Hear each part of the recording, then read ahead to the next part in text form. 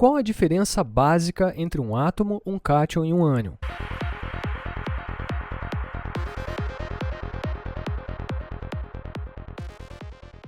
Vamos considerar o átomo de hidrogênio. Como ele é um átomo, ele obedece à lei Z igual a E igual a P.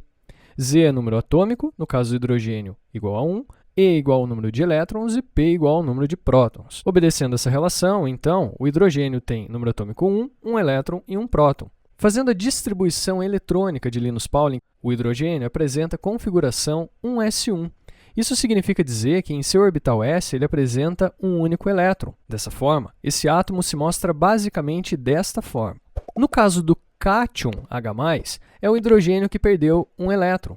A distribuição eletrônica é 1s0, e aquele elétron que ele tinha no orbital s já não tem mais. Por quê? Porque ele perdeu esse elétron, restando apenas, então, um único próton. Como o átomo de hidrogênio agora virou um cátion, a regrinha Z igual a E igual a P não vale mais, desequilibrando, então, a proporção entre elétron e próton. Mas e agora no caso de um ânion?